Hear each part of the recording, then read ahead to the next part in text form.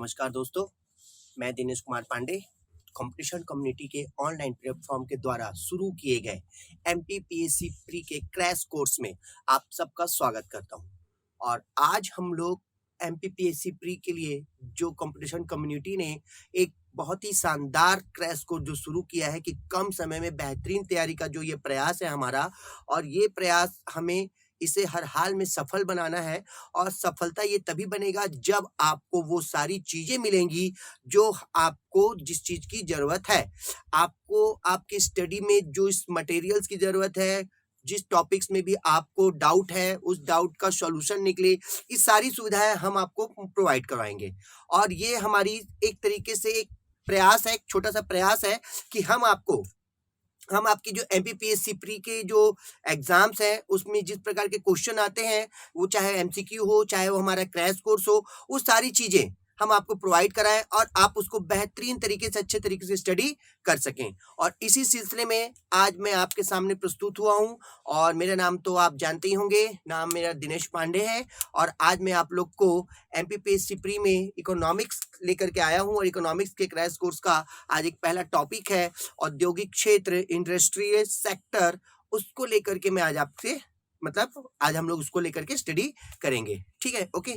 देखिए, इस औद्योगिक क्षेत्र के लिए मैं एमसीक्यू भी बना रहा हूं और वो आपको क्या करेगा, यहाँ पर प्रॉफिटेबल करेगा। प्रॉफिटेबल क्या करेगा, मतलब कि पहले हम उसके बारे में डिटेल पढ़ लेंगे और उसके बाद फिर हम उसके एमसीक्यू सॉल्व करेंगे। ठीक, तो इससे क्या होगा कि एक बार हमें वो नॉलेज मिल जाएगा कि कैसे हमें पढ़ना है, और दूसरा फिर हम उसके एमसीक्यू जब सॉल्व करेंगे तो उसी प्रकार के क्वेश्चन बनते जाएंगे, तो वो हमसे आसानी से क्या हो जाएगा, वो चैप्टर भी हमें समझ में आ जाएगा और उसके एमसीक्यू भी हमसे सॉल्व हो जाएंगे। ठीक है, तो चलिए शुरुआत करते हैं। पहला हमारा जो लेसन है वो है इंडियन इंडस्ट्रियल एरिया। देखो, यहाँ पर लिखा है भारत औद्योगिक क्षेत्र। भारत औद्योगिक क्षेत्र नहीं होता है, भारत औद्योगिक क्षेत्र होता है। ठीक, क्या होता है, औद्योगिक। तो थोड़ा सा मिस्टेक है यहाँ पर, औद्योगिक क्षेत्र। तो अब मिस्टेक ऐसा है कि बड़े बड़े शहरों में छोटी छोटी गलतियां होती रहती हैं, तो ये छोटी सी गलती है। ओके, ठीक है, मेन उस पर फोकस नहीं करना है कि औद्योगिक लिखा है तो हम उसको औद्योगिक कर दिए हैं, तो कोई बड़ा मुद्दा नहीं है ये। बस वही याद रखिए कि बड़े बड़े शहरों में छोटी छोटी गलतियां होती हैं, तो ये बड़ा शहर है तो बड़े शहर में छोटी सी गलतियां तो होंगी। ठीक, क्लियर। मेन है इंडियन इंडस्ट्रियल एरिया, भारतीय औद्योगिक क्षेत्र। आज ये हमारा टॉपिक है। ठीक है, और आज हम इसी को क्या करेंगे, पढ़ेंगे। तो सबसे पहले तो ये याद रखो, उद्योग बोलते किसको हैं। ठीक है, किसे कहा जाता है, उद्योग। क्लियर। उसके बाद फिर हम चर्चा करेंगे औद्योगिक नीति पर, जहां से क्वेश्चन आते हैं। ठीक, तो एक एक टॉपिक को उठा करके एक एक टॉपिक को हम लोग अच्छे से स्टडी करेंगे और उसको क्या करेंगे, हम लोग उसके बारे में पूरा इंफॉर्मेशन लेंगे और उसके एमसीक्यू भी सॉल्व करेंगे हम।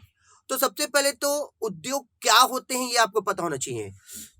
इंडस्ट्री क्या होती है, तो उद्योग वह क्षेत्र होता है जहां किसी नई आवश्यकताओं की पूर्ति के लिए नए नए उत्पादक या नए नए उत्पाद, प्रोडक्ट या नई सेवाओं का सृजन किया जाता है। नया कोई उत्पाद या नई सेवाएं बनाई जाती हैं।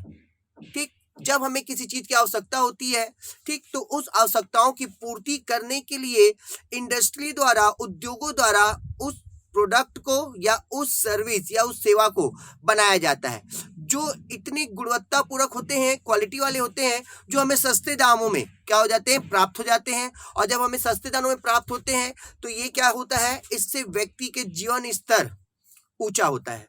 तो उद्योग क्या होते हैं कि आवश्यकताओं की पूर्ति करने का एक माध्यम है। कि हमें मान लो किसी चीज की आवश्यकता हो, जैसे प्राचीन समय में हमें आवश्यकता थी किसकी, कपड़ों की।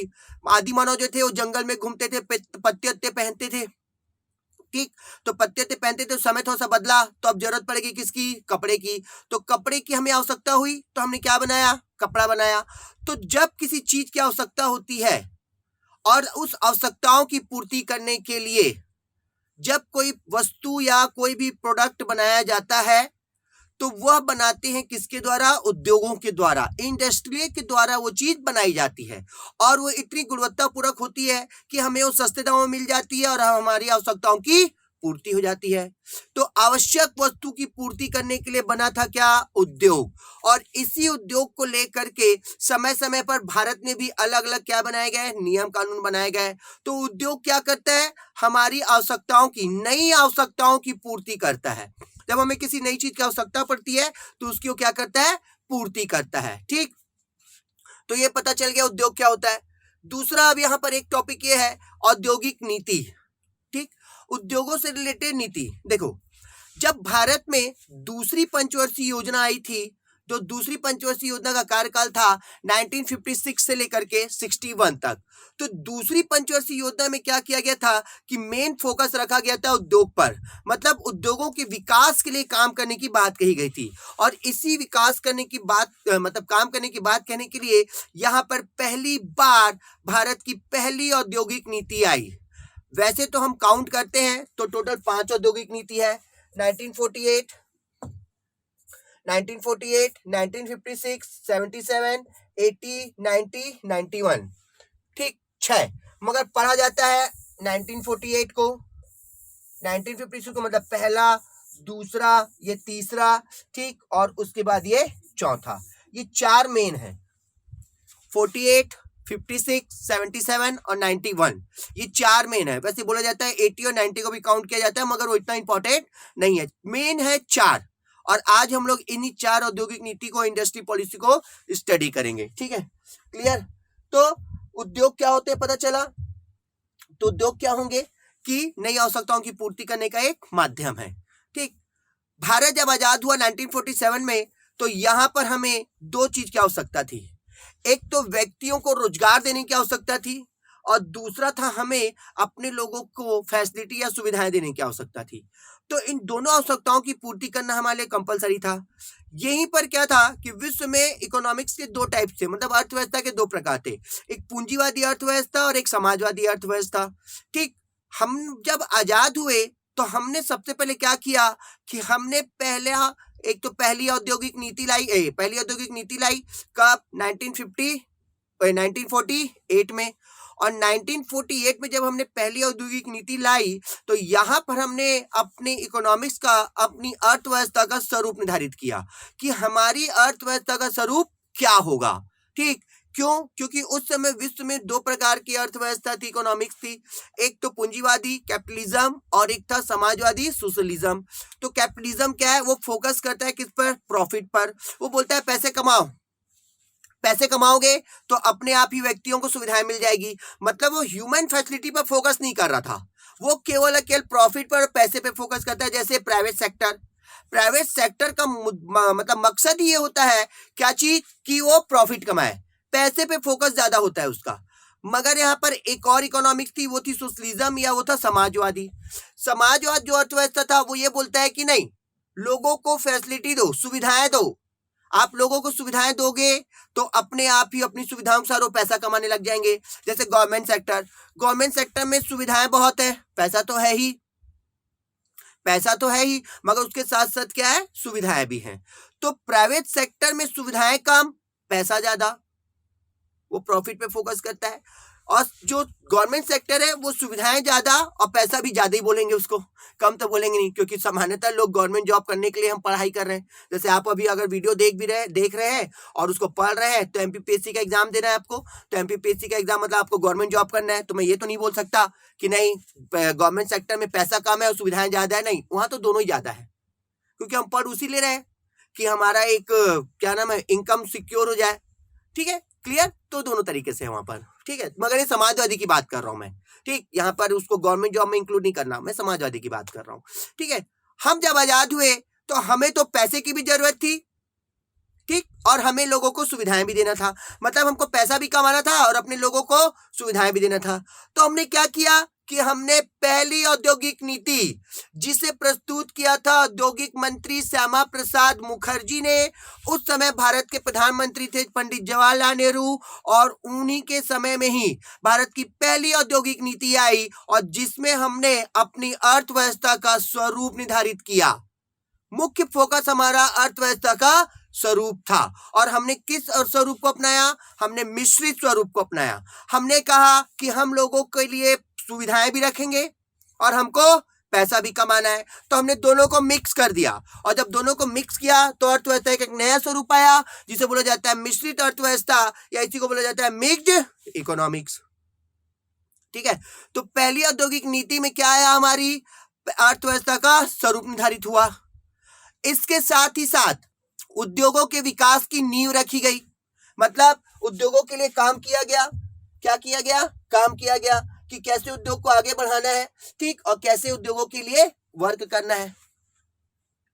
यहीं पर हमने ह्यूमन कॉटेज इंडस्ट्रीज पे भी फोकस किया, और यहीं पर हमने फॉरेन इन्वेस्टमेंट पर भी फोकस किया। बट फॉरेन इन्वेस्टमेंट पर मतलब विदेशी निवेश का फोकस हम जरूर कर रहे थे, मगर सारा सारा कंट्रोल इंडियंस पे था, मतलब ये हार्ड प्रोसेस था। तो हम एक तरीके से ये बोल सकते हैं, मगर ये ज्यादा इंपॉर्टेंट नहीं था। सबसे इंपॉर्टेंट काम यह था कि पहली औद्योगिक नीति के तहत अर्थव्यवस्था का स्वरूप निर्धारित किया गया, और यह स्वरूप था आपका मिक्स्ड इकोनॉमिक्स। ठीक, क्लियर। इसके बाद आई हमारी दूसरी औद्योगिक नीति। दूसरी औद्योगिक नीति आई, ठीक। तो दूसरी औद्योगिक जो नीति थी, इसका मुख्य उद्देश्य, इसका भी मुख्य उद्देश्य था उद्योगों का विकास करना। तो दूसरी औद्योगिक नीति के तहत इस औद्योगिक नीति को पेश किया था महालनोबिस ने। महालनोबिस वह व्यक्ति है जिन्होंने हमारा दूसरा पंचवर्षीय योजना भी पेश किया। यही महालनोबिस ही थे जिनके जन्मदिन पर हम मनाते हैं विश्व राष्ट्रीय सांख्यिकी दिवस मनाते हैं 26 जून को। ठीक, इन्हीं के लिए, इन्हीं के मतलब जन्मदिन पर हम लोग मनाते हैं, सांख्यिकी दिवस मनाते हैं। इन्हीं महालनोबिस ने क्या किया था कि दूसरी औद्योगिक नीति पेश की थी।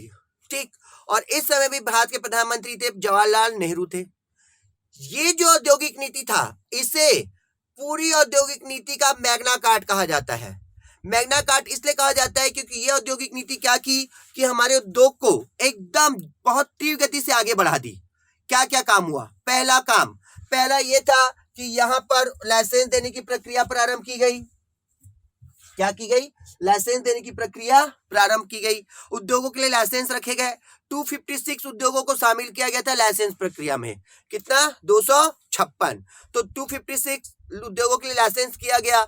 यहाँ पर कुछ उद्योग गवर्नमेंट अपने आप में मतलब अपने कंट्रोल में रखी थी। तो टोटल 17 उद्योग गवर्नमेंट क्या की अपने आप पे मतलब अपने में रखी, कंट्रोल में रखी। सार्वजनिक और निजी क्षेत्रों को मिलाकर के कुल 12 उद्योग आरक्षित किए गए। 17 उद्योग मतलब कंप्लीट 17 उद्योग गवर्नमेंट के हाथ में थे, और 12 उद्योग जो थे वो गवर्नमेंट सेक्टर और प्राइवेट सेक्टर दोनों के मिक्सअप रूप में, इसे बोला जाता है पब्लिक सेक्टर कंपनी, सार्वजनिक उपक्रम की कंपनियां उनमें इंक्लूड थी। ठीक, यहां पर हैवी इंडस्ट्रीज भी शुरुआत हुआ। भारत में बड़े बड़े हैवी इंडस्ट्रीज लगाए गए, जिसमें 4 प्रमुख थे। एक था आपका भिलाई स्टील प्लांट, रूस के सहयोग से। दूसरा था दुर्गापुर स्टील प्लांट, ब्रिटेन के सहयोग से, पश्चिम बंगाल। तीसरा था राउरकेला स्टील प्लांट, उड़ीसा, ये था आपका जर्मनी के सहयोग से। और चौथा था बोकारो स्टील प्लांट, झारखंड, ये था आपका रूस के सहयोग से। तो 4 बड़े बड़े हैवी इंडस्ट्रीज स्थापित हुए। ठीक, उद्योग के लिए लाइसेंस देने की प्रक्रिया प्रारंभ हुई। 17 उद्योग जो थे वो गवर्नमेंट सेक्टर के कंट्रोल में थे, और 12 उद्योग गवर्नमेंट और प्राइवेट दोनों के हाथ में थे। ठीक, यहीं पर ही कुटीर उद्योगों को भी बढ़ावा देने की बात कही गई, और एक बार फिर से यहाँ पर विदेशी निवेश को भी बढ़ावा देने की बात की गई, मगर उसे इंप्लीमेंट नहीं किया गया। अभी भी कंट्रोल किसके हाथ में था? सरकार, मतलब भारतीयों के हाथ में ही था। मेन फोकस किस पे कि पहला उद्योगों के लिए लाइसेंस देना स्टार्ट, दूसरा हैवी इंडस्ट्रीज बनी। ठीक, कौन सी हैवी इंडस्ट्रीज बनी? तो भिलाई स्टील प्लांट किसके सहयोग से? रूस के सहयोग से, छत्तीसगढ़ में। राउरकेला आपका उड़ीसा में, जर्मनी के सहयोग से। बोकारो झारखंड, रूस के सहयोग से। और दुर्गापुर स्टील प्लांट पश्चिम बंगाल, ब्रिटेन के सहयोग से। ये 4 बड़े बड़े क्या हुए? उद्योग स्थापित हुए। ठीक है ना? ओके, तो पहला औद्योगिक नीति 48, दूसरी औद्योगिक नीति 56। ज्यादा ध्यान नहीं देना है, सिर्फ इतना याद रखना है कि क्या क्या हुआ। क्लियर? ठीक, अब इसके बाद क्या हुआ कि तीसरी औद्योगिक नीति आई। मगर जब तीसरी औद्योगिक नीति आई उससे पहले यहां पर क्या हो गया? भारत में चुनाव हो गया, अब भारत में जब चुनाव हुआ तो पहली बार गैर कांग्रेसी मोरारजी देसाई भारत के प्रधानमंत्री बने। पहले व्यक्ति थे वो जो गैर कांग्रेसी थे और भारत के क्या बने, प्रधानमंत्री बने। यहाँ पर जब दूसरी औद्योगिक नीति के तहत उद्योग क्षेत्र, उद्योग एरिया बहुत तेजी से विकसित हो रहा था, तो यहाँ पर मोरारजी देसाई ने एक गलती कर दी। उन्होंने क्या किया कि उन्होंने इंपोर्ट एक्सपोर्ट पर बैन लगा दिया। वो बोलते हैं कि ना कोई चीज बाहर जाएगा और ना कोई अंदर आएगा, जो भी खाना पीना है यहीं खाओ, जो बनाना सब यहीं बनाओ, यहीं पर यूज करो, यहीं पर सब कुछ करो, कहीं भेजने की जरूरत नहीं है। अब वैसे भी जनसंख्या इतनी थी कि हमें जरूरत पहले अपनी थी कि हमें अपनी जरूरतों को पहले पूरा करना था, बाद में हम दूसरों को देखते ना, ठीक। और इंसान की ये फितरत ही है क्या कि पहले वो अपना देखता है, बाद में किसी और का देखते हैं ना, ठीक, क्लियर होता है ये होता है कि इंसान पहले अपने बारे में सोचता है कि मेरे को पहले प्रॉफिट हो। वो बोलते हैं ना, जैसे अभी तैयारी कर रहे हैं हम लोग, तो किस क्षेत्र में जाना है हम लोग को, लोक सेवा आयोग के क्षेत्र में जाना है, ठीक। तो लोक सेवा आयोग के क्षेत्र में जाना है मतलब हमको गवर्नमेंट सेक्टर में जाना है, मतलब हमें प्रशासनिक कार्य करना है, हमें डिप्टी कलेक्टर बनना है, डीएसपी बनना है, ठीक। किसी से पूछो तो आंसर ये होता है कि मुझे समाज की सेवा करनी है। होता है, करते होंगे समाज की सेवा, कोई गलत बात नहीं है, मगर क्या वास्तविक रूप से वो समाज की सेवा करते हैं कि सिर्फ और सिर्फ क्या है, एक तरीके का सिर्फ बोला जाता है बस, ठीक। 10% होते हैं जो बोलते हैं वो करते हैं, वो ईमानदार होते हैं, जो ईमानदारी से अपना काम करते हैं, ठीक, और ईमानदारी से ही आगे बढ़ते हैं।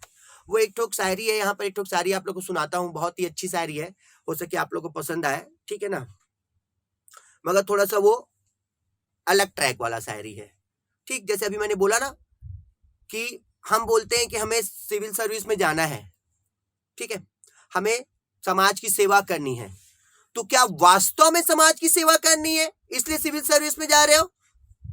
तो वास्तव वाला मैटर को लेकर के एक शायरी है, और शायरी ये है कि जिसके इश्क में तुम 24 घंटे मशरूफ हो, जिसके इश्क में तुम 24 घंटे मशरूफ हो, वो केवल तुम्हारी है, इसका कोई प्रूफ हो? सही बात है कि जिसके पीछे 24 घंटे आप पागल हो, वो सिर्फ केवल तुम्हारी है, इसका कोई प्रूफ हो? ठीक, तो बात वही है वास्तविकता को लेकर के कि वास्तविकता जाननी जरूरी है कि वास्तविकता क्या है, ठीक है। वो होते रहेगा और उम्मीद करूंगा कि आप लोग वास्तविक रूप से समाज की सेवा करें, जिस चीज को लेकर के आप चल रहे हैं उसको लेकर के वास्तविक रूप से समाज की सेवा करें। तो हम टॉपिक पे आते हैं। तो ये था कि दूसरी औद्योगिक नीति में जब उद्योग क्षेत्र आगे तेजी से बढ़ गया था, तो यहां पर क्या हुआ, मोरारजी देसाई ने तीसरी औद्योगिक नीति लाई, जो थी हमारी अर्थव्यवस्था के लिए बहुत ही खतरनाक थी वो। और खतरनाक वो इसीलिए थी क्योंकि यहाँ पर आयात निर्यात इंपोर्ट एक्सपोर्ट बंद कर दिया गया। और जब किसी देश में इंपोर्ट एक्सपोर्ट को बंद किया जाता है तो ऐसी अर्थव्यवस्था कहलाती है क्लोज इकोनॉमिक्स या बंद अर्थव्यवस्था। तो यहाँ पर बंद अर्थव्यवस्था आई और बंद अर्थव्यवस्था के साथ ही हमारी अर्थव्यवस्था धीरे धीरे नीचे गिरती चली गई। तो तीसरी औद्योगिक नीति का मेन उद्देश्य था बंद अर्थव्यवस्था क्लोज इकोनॉमिक्स, जिसमें आयात और निर्यात इंपोर्ट एक्सपोर्ट पर क्या कर दिया गया, बैन लगा दिया गया। ठीक, पहली में अर्थव्यवस्था का स्वरूप आया, दूसरी में लाइसेंस सिस्टम शुरू किया गया और हैवी इंडस्ट्रीज स्टार्ट हुई, कॉटेज इंडस्ट्रीज को बढ़ावा मिला, विदेशी निवेश को बढ़ावा मिला। तीसरी औद्योगिक नीति में क्या हुआ कि क्लोज इकोनॉमिक्स आ गई, अर्थव्यवस्था पर बंद अर्थव्यवस्था आई और यहां से इंपोर्ट एक्सपोर्ट बंद हो गया। अब जब तीसरी अर्थव्यवस्था चली गई तो धीरे धीरे समय आगे बढ़ा और यहाँ पर एक और अर्थव्यवस्था आई, मैं उसको चौथी नहीं बोलूंगा मगर 1980 की औद्योगिक नीति जरूर बोलूंगा। अब जब 1980 की औद्योगिक नीति की बात आने लग गई तो यहाँ पर क्या होने लग गया, यहाँ पर बात ये आने लग गई कि अब क्या होगा, मतलब अब क्या होगा कहने का मतलब क्या था,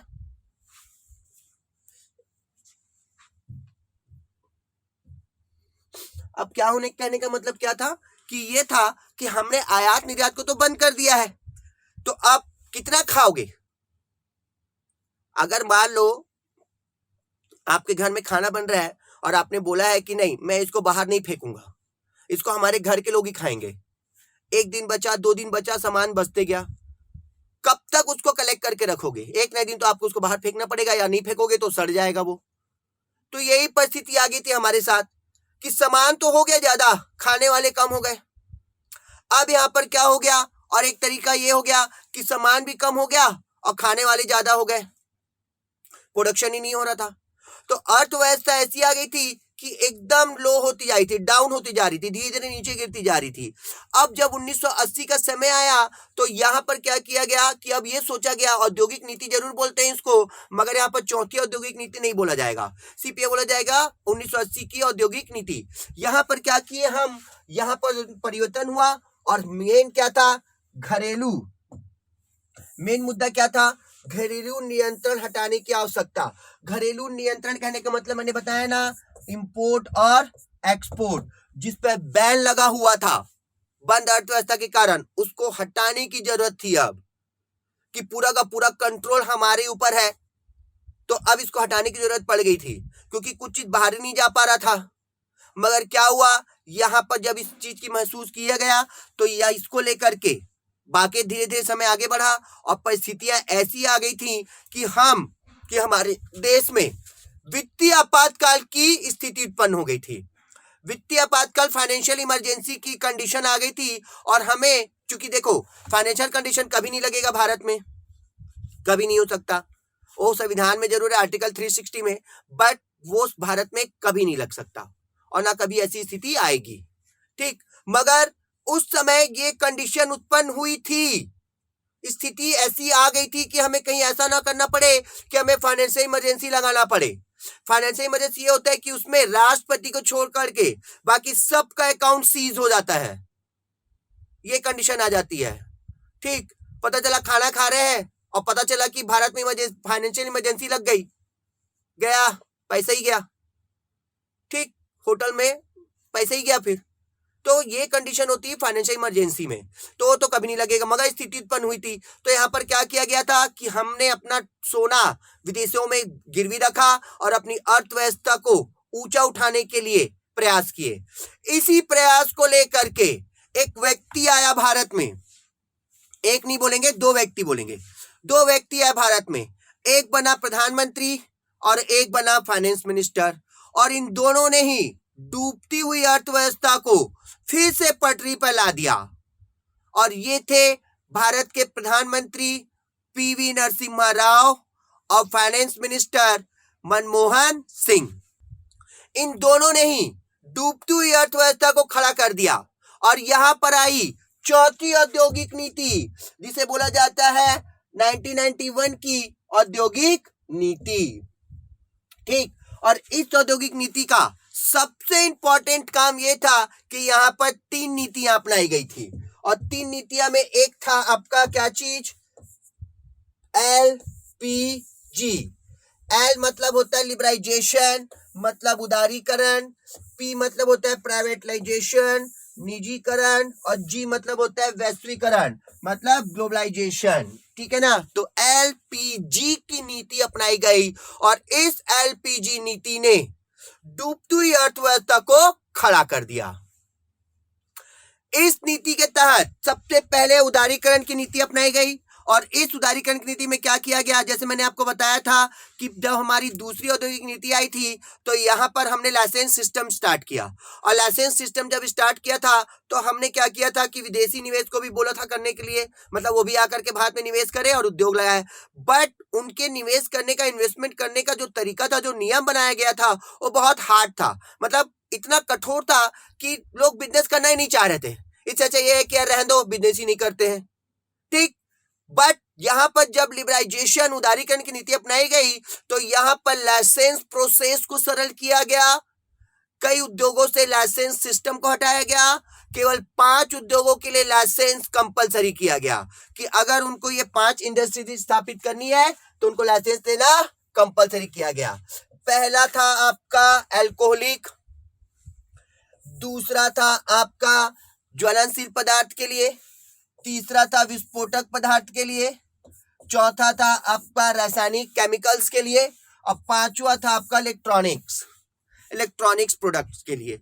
तो 5 उद्योगों के लिए लाइसेंस कंपलसरी किया गया, ठीक, और लाइसेंस प्रोसेस को सरल किया गया, ठीक है ना। यहां तक आते आते प्रोसेस को एकदम समाप्त ही बोल सकते हैं अपन, कि लाइसेंस प्रक्रिया को समाप्त ही कर दिया, ये बोला जा सकता है। बट लाइसेंस प्रोसेस समाप्त नहीं हुआ था, उसको इजी कर दिया गया था। और 5 के लिए तो कंपलसरी था, और ये कंपलसरी भी जो 5 के लिए था, ये भी इजी प्रोसेस था। बस ये था कि आपको लेना अनिवार्य है। तो 5 उद्योगों के लिए लाइसेंस कंपलसरी किया गया। पहला, एक बार फिर से रिपीट कर रहा हूं, पहला आपका अल्कोहल तंबाकू के उत्पाद, दूसरा ज्वलनशील पदार्थ, तीसरा विस्फोटक, चौथा आपका केमिकल्स रासायनिक, और पांचवा इलेक्ट्रॉनिक्स। तो 5 उद्योगों के लिए लाइसेंस कंपलसरी किया गया, ठीक। ये था आपका उदारीकरण। दूसरा आपका आता है निजीकरण। तो निजीकरण जो था, प्राइवेटाइजेशन था। मैंने आपको शुरू में बताया था कि 17 उद्योग सरकार अपने नियंत्रण में रखी थी। तो यहां पर क्या किया गया कि 1991 में 3 उद्योगों को छोड़ करके बाकी सभी उद्योग प्राइवेट कर दिए गए, ठीक। एक था आपका रेलवे, एक था परमाणु उद्योग, और एक था परमाणु उद्योग के लिए उत्पादित सामान। ये 3 उद्योगों को क्या किया गया, सरकार के लिए छोड़ करके बाकी सब प्राइवेट कर दिया गया। ये 1991 की बात है। मगर आपसे अगर एट द प्रेजेंट पूछा कि वर्तमान में कितने उद्योग सरकार के नियंत्रण में है, तो आंसर सिर्फ 2 है, एक रेलवे और एक परमाणु। वो जो परमाणु उद्योग के लिए प्रोडक्ट था ना, सामान के लिए उद्योग, उसको भी इसमें इंक्लूड कर दिया गया। तो एक रेलवे और एक परमाणु उद्योग, ठीक है ना, ये 2 ही केवल अब सरकार के नियंत्रण में है। तो वर्तमान में 2 को छोड़ करके बाकी सबका प्राइवेटाइजेशन कर दिया गया। मतलब ये किया गया कि कुछ कंपनियों को पब्लिक सेक्टर कंपनी बनाया गया। पब्लिक सेक्टर कंपनी उस कंपनी को कहते हैं जिसमें सरकार का और निजी क्षेत्र का दोनों का हिस्सा होता है। बट ये कितना % होगा, ये सरकार डिसाइड करती है, ठीक। ओके, कहीं कहीं पर किसी उद्योग की सरकार मालिक होती है, ठीक, मतलब मालिकाना हक सरकार के पास होता है, और किसी क्षेत्र में प्राइवेट सेक्टर मालिकाना हक में होती है, और वहां पर मालिक कौन होता है, गवर्नमेंट, प्राइवेट सेक्टर वाले होते हैं। जैसे छत्तीसगढ़ का कोरबा में है आपका बाल्को एल्युमिनियम प्लांट, ठीक। ये बाल्को एल्युमिनियम प्लांट जो है, ये आपका वेदांता ग्रुप ने के अनिल अग्रवाल ने खरीदा।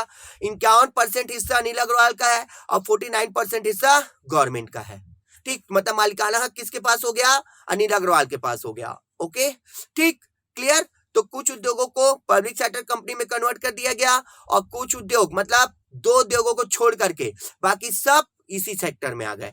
तो ये था उनका निजीकरण। सबसे इंपॉर्टेंट काम जिसने अर्थव्यवस्था को रियल में ही बूम कर दिया, और वो था ग्लोबलाइजेशन, या उसी को बोलते हैं वैश्वीकरण। वैश्वीकरण का अर्थ होता है मुक्त बाजार, फ्री मार्केट। मतलब सबके लिए बाजार क्या कर दिया गया, खोल दिया गया। बोला गया कि आओ, खुला दरबार है, जैसे माता का दरबार होता है ना खुला, जो भक्त चाहे वो एंट्री कर सकता है। वैसे ही भारत के बाजार को खुला दरबार कर दिया गया कि आइए, अब पैसा इन्वेस्टमेंट कीजिए, इंडस्ट्रीज लगाओ, पैसा कमाओ, और हमारे यहां भी पैसा कमाओ, हमको भी पैसा दो।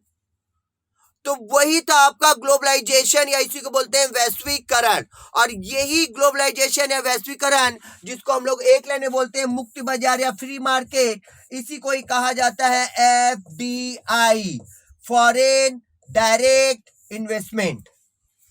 तो भारत में वास्तविक रूप से FDI की शुरुआत हो गई। FDI जो था, यही कहलाता है ग्लोबलाइजेशन या वैश्वीकरण, जिसके तहत किसी विदेशी कंपनी या विदेशी नागरिक को भारत में इन्वेस्टमेंट करने की, डायरेक्ट रूप से इन्वेस्टमेंट करने की परमिशन मिली। डायरेक्ट रूप से कहने का मतलब था, जैसे मैंने कहा था कि उद्योग स्थापित करना है तो आपको क्या लेना पड़ेगा, लाइसेंस। और लाइसेंस का प्रोसेस बहुत हार्ड था, तो यहाँ पर विदेशियों के लिए भी लाइसेंस के प्रोसेस को सरल किया गया। और जब सरल किया गया तो खुला, एकदम खुले रूप से क्या करने लगे, भारत में भी इन्वेस्टमेंट करने लग गए, ठीक। आपके सिलेबस में FDI है, एक अलग से टॉपिक है, उसको जब मैं अलग वीडियो लेकर के आऊंगा, अलग बार जब क्लास लूंगा, तो आपको उसको अलग से उसमें उसको डिटेल में पढ़ाऊंगा मैं। अभी बस इतना याद रखिए कि वैश्वीकरण मतलब होता है आपका FDI, क्लियर, मुक्त बाजार। खाली विदेशियों के लिए नहीं खोला गया, ये भारतीयों के लिए भी मुक्त कर दिया गया, क्योंकि यहाँ पर अगर भारतीयों को भी अपना उद्योग लगाना था तो उनको भी क्या करना पड़ता था, लाइसेंस लेना पड़ता था, वो भी बहुत हार्ड प्रोसेस से। ठीक, तो यहाँ पर भी क्या किया गया कि उनके लिए भी इस बाजार को खोला गया। तो 1991 की नीति जो थी, जिसको राव मनमोहन मॉडल भी बोलते हैं, यहाँ पर 3 नीतियां अपनाई गई। LPG, liberalisation, privatisation, globalisation. LPG gas होता है ना, बस वो याद रखो। उदारीकरण, निजीकरण, वैश्वीकरण। तो उदारीकरण के तहत लाइसेंस प्रोसेस सरल, निजीकरण के तहत सरकार अपने हाथ में 2 ठोक रखी, बाकी सब सबके लिए खोल दी, छोड़ दी। और उसके बाद वैश्वीकरण मतलब बाजार को ओपन कर दिया। तो इन 3 नीतियों ने भारतीय अर्थव्यवस्था को, जो पटरी से टोटली उतर चुकी थी, एक्सीडेंट हो चुका था जिस ट्रेन का, उसको फिर से बना करके पटरी पे लाई और चलाने लग गई। और आज उद्योग जो है वो बहुत ही तेजी से, इंडस्ट्री सेक्टर जो है बहुत तेजी से आगे बढ़ रहा है भारत का। ठीक, नए नए चीजें बन रही हैं। ठीक, इसके लिए समय समय पर नियम कानून बनाए जा रहे हैं। क्लियर? तो ये आपको था औद्योगिक नीति। ठीक, जिसमें पहली 48, दूसरी 56, तीसरी 77 और चौथी 91। एक बीच में आई थी 80 वाली भी, बट वहां पर केवल एक विचार किया गया था, तो उसको औद्योगिक नीति में काउंट नहीं करते। क्लियर? ठीक है, तो ये था आपकी औद्योगिक नीति का टॉपिक, जो आज क्या हुआ, क्लोज हुआ। ठीक है, क्लियर? ओके, नेक्स्ट क्लास में मैं आपको फिर से बहुत ही इजी वे में लेकर के आऊंगा। देखो, क्वेश्चन जो होते हैं ना, हमें लगता है कि हमको बहुत ज्यादा डीप जाकर के पढ़ना चाहिए। ठीक नहीं, आपको पढ़ने का तरीका है ये है कि आप एक काम कीजिए कि आप पिछले 1-2 साल का जो एमपीपीएससी प्री का एग्जाम हुआ है, तो उसके क्वेश्चन को उठाइए, अनसॉल्व उठाइए उसका, और ये देखिए कि जैसे मैं आपको पढ़ा रहा हूं औद्योगिक नीति।